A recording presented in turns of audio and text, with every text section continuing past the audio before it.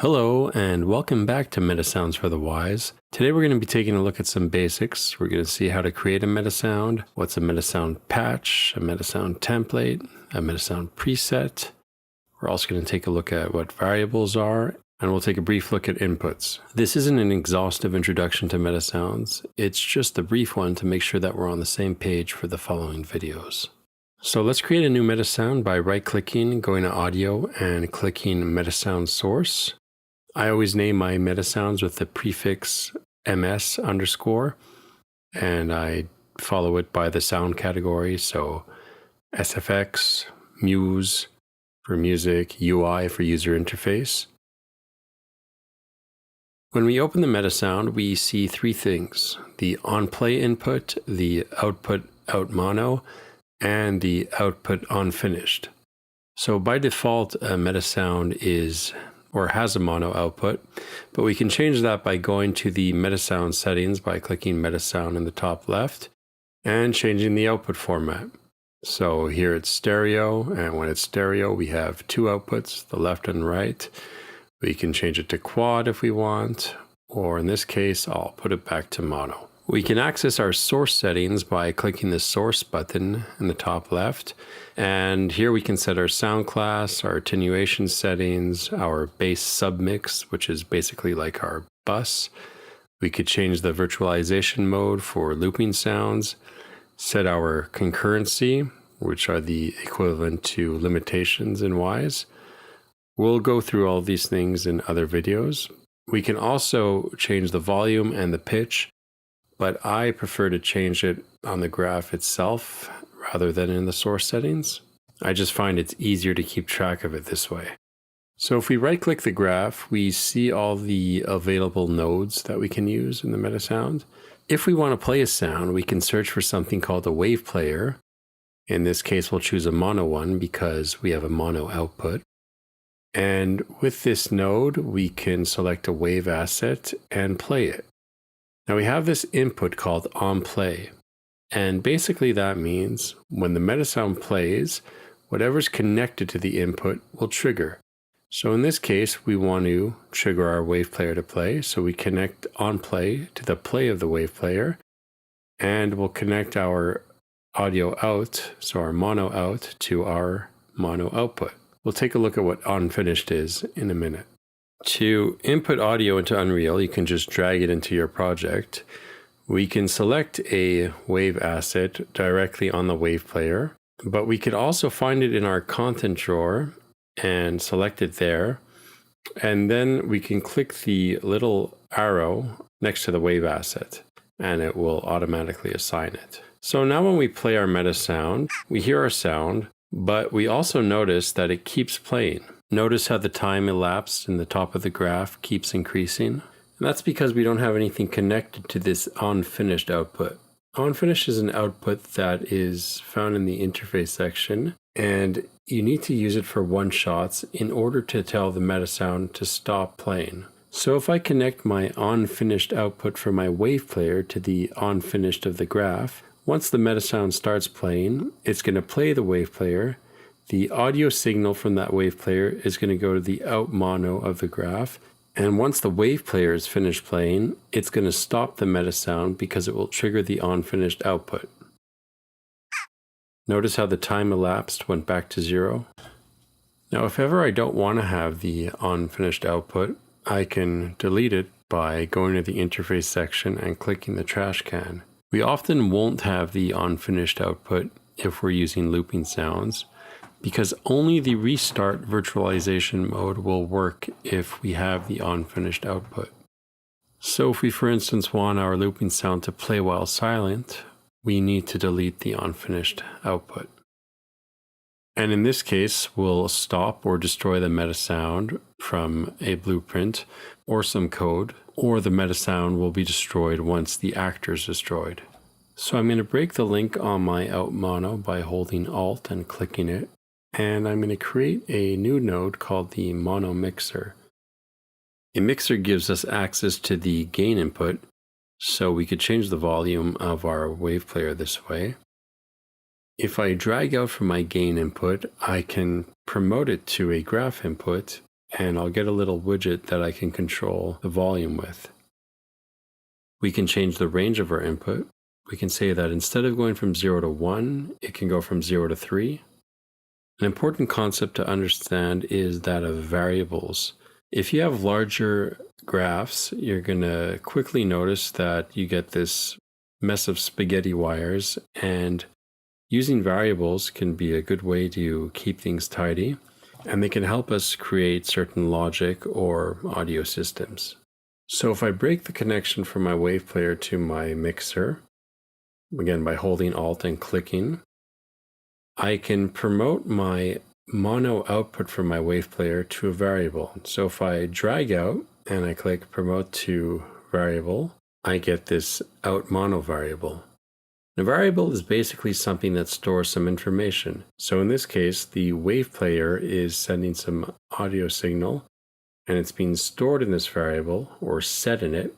And if we want to get that information, we can drag it out from the variable section and we can connect it to our mono mixer.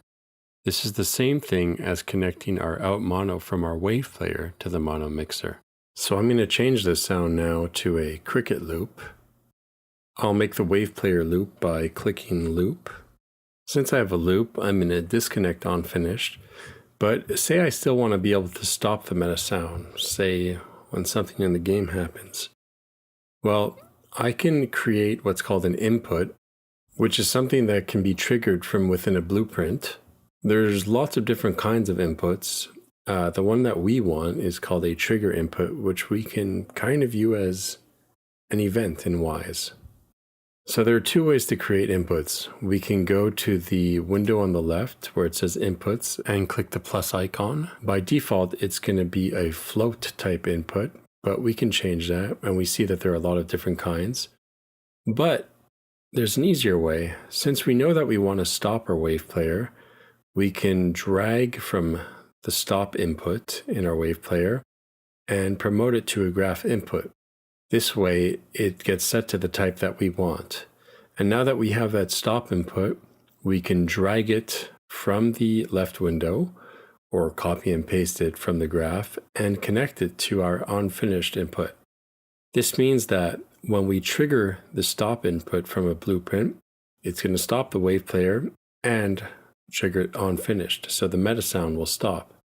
Of course, we would probably want to do this with a fade out or something to smoothen the end of the loop, but we'll look at that in another video. So in its simplest form, we can see a meta sound as the equivalent of an event in Wwise if we just want to play a sound.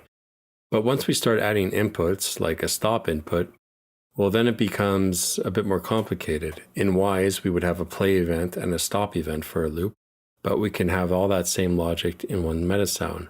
Similarly, we can add a float type input to a meta sound and then treat that as a kind of RTPC equivalent in Wwise. So there are some similarities between events and meta sounds, but ultimately they're completely different things. So now we're going to take a look at meta sound patches. If we right-click and go to the audio section, we can create a new meta sound patch. When naming my patches, I always use the prefix MSP_ for meta sound patch. And when we open it up, we see a similar graph to the MetaSound graph, but we notice that it starts off completely blank. There aren't any inputs or outputs. In fact, we can't even play a MetaSound patch.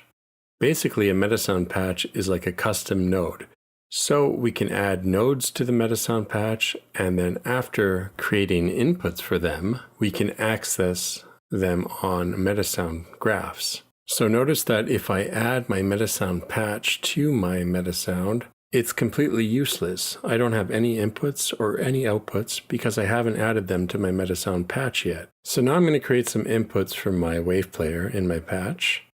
I'll create a play one, a stop input, and a wave asset input. And I'll also make an onFinish output and then out mono output.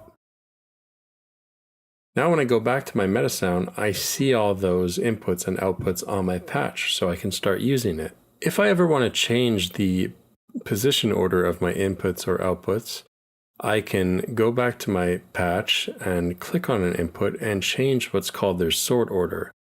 So a sort order with 0 is going to be at the top of the patch, and any number higher than that will be lower. So now that I've set my sort order for the play input to 99, we see that it's at the bottom of the MetaSound patch.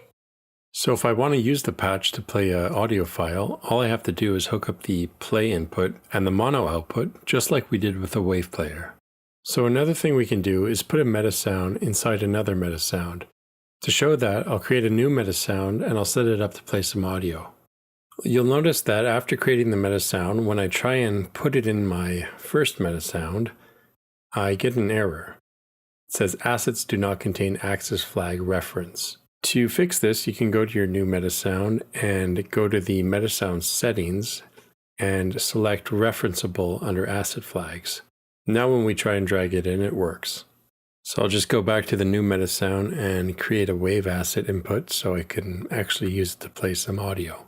It's important to understand that if you route your MetaSounds to different submixes and you nest them, that's to say you put a MetaSound inside another one, only the parent MetaSound's routing is going to be valid.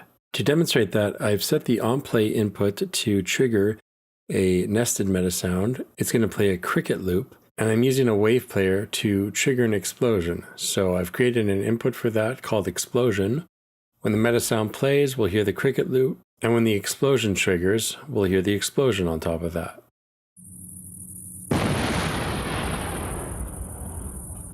Notice that I've renamed my audio variables to AU_crickets and explosion. I find it very important to add prefixes to variable names because if you find yourself with a very large MetaSound with a bunch of different variables, it's going to help keep them in order in the left window. I'm going to go over what submixes are and how to use them and create them in another video, but for now let's just say that they're buses. I'm going to assign the one called explosion to my MetaSound that plays the explosion with a wave player, and for some reason I'm going to assign a submix called SSSFX bird to the MetaSound that plays the crickets. You can see here that my bird submix or my cricket submix is set to -96 dB. So when we play the MetaSound isolated, we're not going to hear anything.